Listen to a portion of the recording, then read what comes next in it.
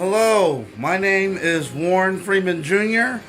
I am a admin over on Yes Wrestling on Facebook.com. I just got back home from Cleveland, Ohio for WWE Fastlane. It's 1 o'clock in the morning. Took me a little bit longer than I wanted to get home. I got lost. I didn't really get lost. What happened was I needed some gas and I took an unknown exit. And I had to drive like 7 miles to get to a gas station. And then my GPS took me the booty way, as the New Day would say. Speaking of the New Day, I'm going to be talking about them. I'm actually going to, what this video is, let me introduce what the video is about. This is episode 4, and this is basically Fastlane, my Fastlane review, and spoilers ahead, because I'm going to spoil all the matches. So if you have not watched Fastlane yet, I would click out of this video and go watch it and then listen to my review about it. This is a rating system that I have. It's 1 being the worst, and if I feel like the match was below a 1, I'll give it a point, whatever. And it goes from that to 5. I very rarely give out a 5. I think I gave Becky and Charlotte a 4.6 for the Rumble. And I wanted so badly to score that as a 5, but Flair's interference I just couldn't give that more than I couldn't give it a 5 because it wasn't perfect. And Kurt Hennig is no longer alive, so you're not going to get a lot of 5-star ratings from me. Anyway, so let's get right to it. I have to refer to my notes again, see what I wrote down. Okay, Truth and Curtis Axel was added on, I guess, at the last minute. And this is how I imagine Vince was backstage. This is my Vince McMahon impression. Alright, I don't think that Roman Reigns can go 20 minutes, so Truth, Axel, get out there and wrestle. Give me 6 minutes, damn it. And that's what they did. I gave that match a 1.5. And it wasn't so much that the match was bad. The match was okay. It did what it needed to do, which was a filler before the main event, a cool-down match. And it served its purpose. Now, I'm going to link this part of the video, the Truth and Axel match, with the Edge and Christian segment together. And I'll explain why after I explain the Edge and Christian segment. Now, I'm not going to rate the Edge and Christian segment because it wasn't a wrestling match. It was just a segment. Now, I'm not going to bury it, but, okay, I am going to bury it. But before I bury Edge and Christian, I want to say that the segment was very funny. I don't know if Edge and Christian came up with that on their own, if the writers, if creative came up with it, or it was a combination of the both. But the skit was very funny. But here's the problem I have with it. The problem I have with the Edge and Christian segment and with the Truth and Axel match. They served a purpose, but if you remove those 2 things from this show, would it have made a difference? And the answer is no. Okay?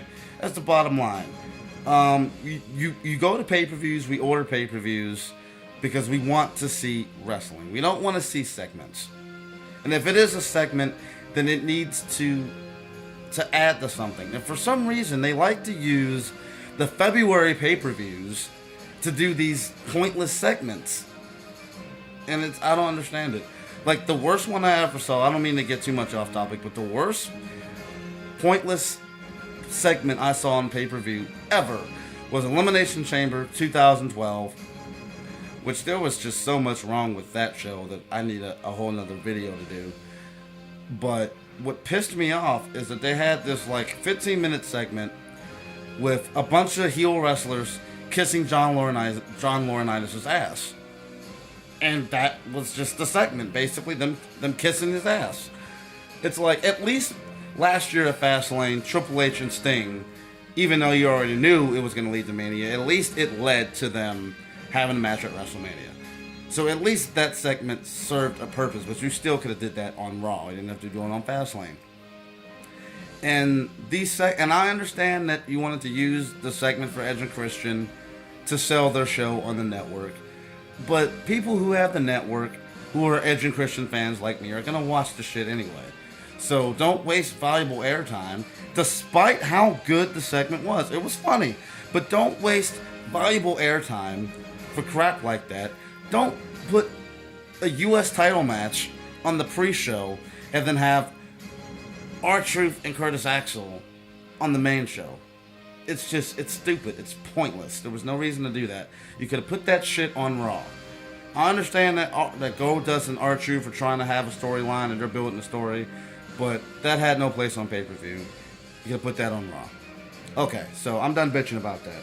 Let's get to the actual pay-per-view. Now, I'm not going to do these matches in order.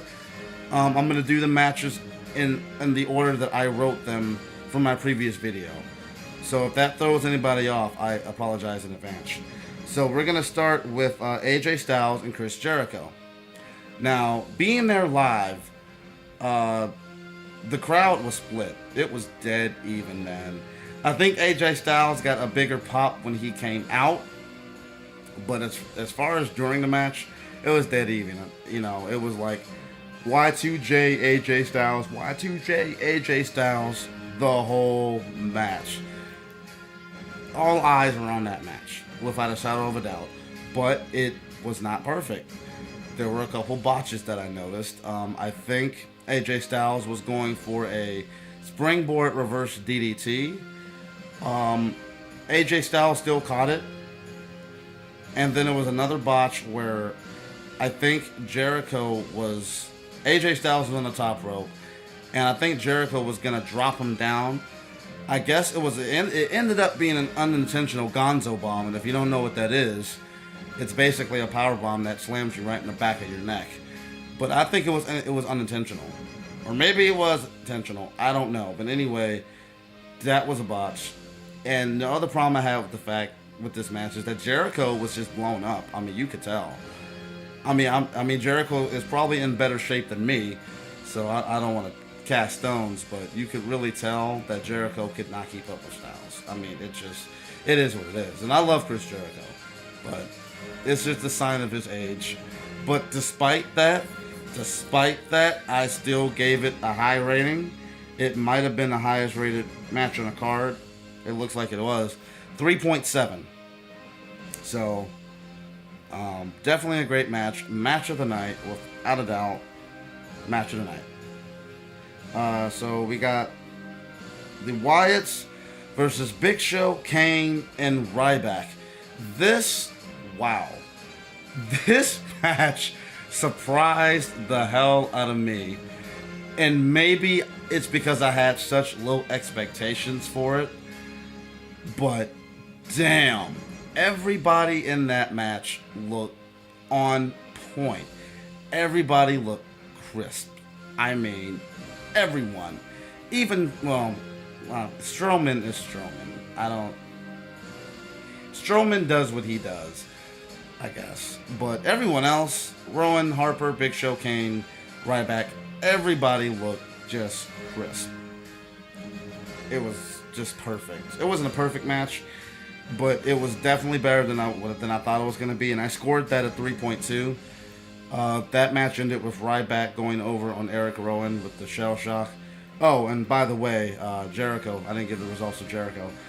Jericho submitted to play-by-play commentaries help me. I don't know what that was. I'm thinking that was some sort of a Indian death lock, ankle lock, something. But one thing I want to take away from the Jericho AJ Styles match that I didn't mention was I didn't like the fact that Jericho kicked out of the Styles Clash. Like, that pissed me off. Because AJ Styles has been teasing this Styles Clash for I don't know how long. And then he hits it, and then Jericho fucking kicks out of it. It's like, way to bury the move, Chris. Way to bury the move. But yeah, I gave you my rating for Jericho Styles. That was a 3.7. The six-man tag was a 3.2. Rowan being pinned by Ryback. So we go to Owens and Ziggler for the Intercontinental title. That was a solid match. Nothing really bad to say about it except too many super kicks, but that's pretty much a dead complaint by now. I mean, the super kick now is the new DDT. So I gave that a 3.5. Solid match. They've been working a lot lately. I don't think I need to see them work anymore. They've been doing a lot of work lately, and it's getting a tad bit stale. But still good enough for me to give it a high rating, which is what I did. 3.5 for that. Owens over with the pop-up powerbomb. Okay, Becky Lynch and Team Bad. This actually opened the show. I was a little surprised to see this open the show. I personally would have put this somewhere else on the card, but they made the right decision for Sasha to go over because it was a good way to get the crowd hot, which is what you're supposed to do in your opener. Typically, you want to have your face go over so that the crowd is hot. And Sasha went over on Tamina, which I actually predicted Sasha to tap out Naomi. But Naomi ended up getting caught in a disarmor, and Sasha ended up tapping out Tamina with the bank statement. But the guys, a funny story, the guy sitting next to me, I called Sasha Benoit, and he started busting out laughing. And I called her Sasha Benoit because I'm pretty damn sure that was a crossface. I'm pretty sure she had the arm trap. I'm probably going to go back and watch it just to be sure. But from my angle, that shit looked like the crossface. So, Sasha Banks is no longer Sasha Banks. She is Sasha Benoit. Yeah, she is. And I don't care. Speaking of the crossface or the yes lock, okay, well, before I get to that match, that I scored that a 3. It did what it needed to do. It was an opening match that got the crowd hot. The right person went over to get the crowd hot, which was the face. So that got a 3. Charlotte versus Brie. This one surprised me a little bit too. Not as much. I mean, Charlotte and Brie are pretty decent workers. I've always preferred Brie over Nikki. I argued with somebody today about that. He prefers Nikki. But, solid work from both girls. But my problem was with Charlotte. Like, sell, bitch! Sell! Like, you don't be in a submission for a prolonged amount of time, break out of the submission, and immediately jump to your finish. Like, no. Tell the story, Charlotte. Sell. You have to sell. And that was why that got a 2.8.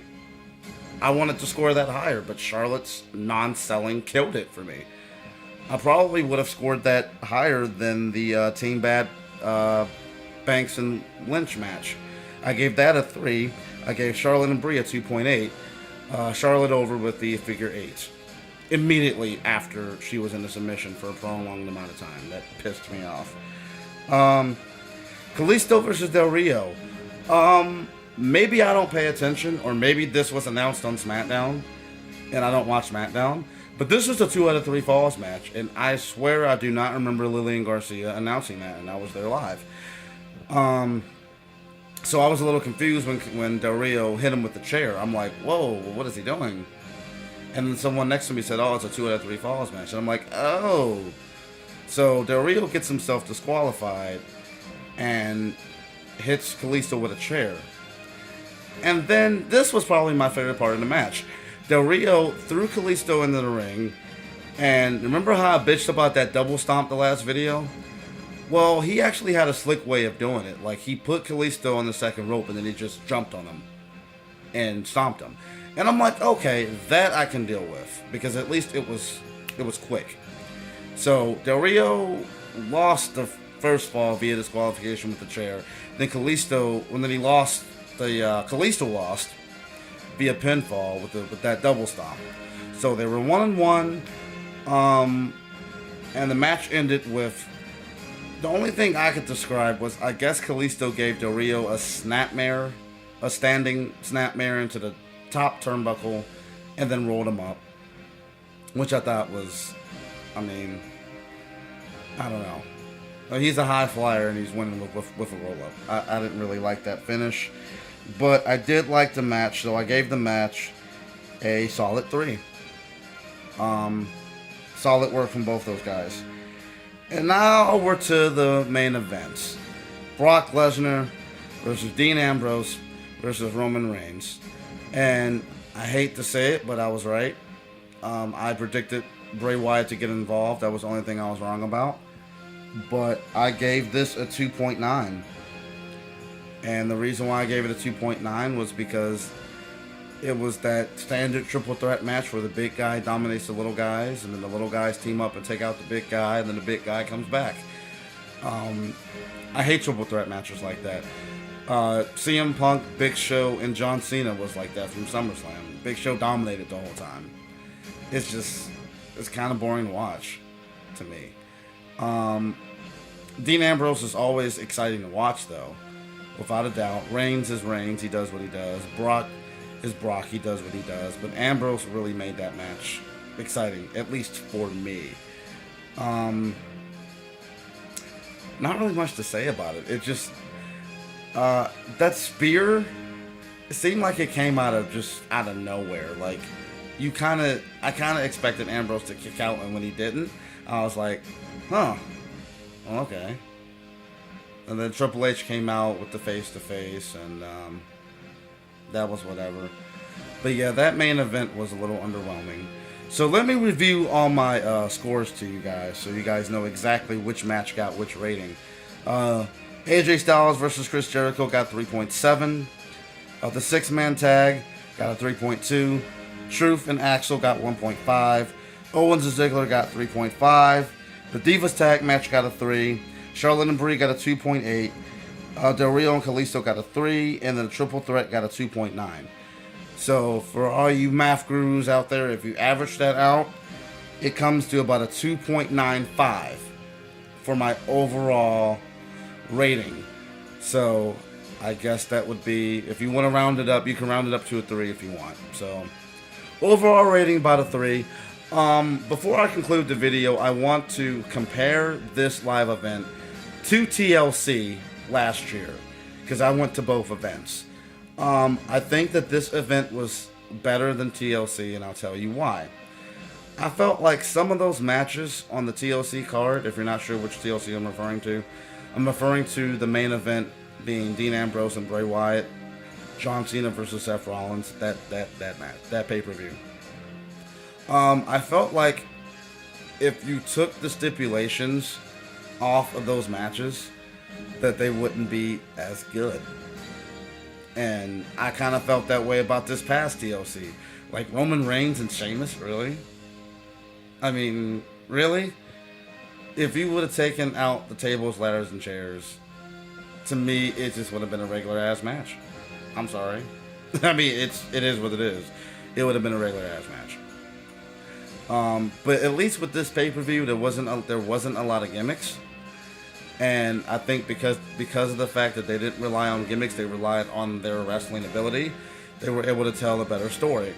So I think that, for me personally, the live experience that I had tonight was better than the live experience I had at TLC the year prior. Or 2 years ago, or whatever. One last thing I want to cover is this rumor people are talking about that The Undertaker is going to face someone at WrestleMania who is not currently on the roster. Man, I don't know who the hell that's going to be. But, you know, I'm always a mark for Taker, especially at WrestleMania, so I'm definitely looking forward to Mania. I'm hoping Mania does somewhat good. I mean, the card is not looking too promising right now with all the injuries.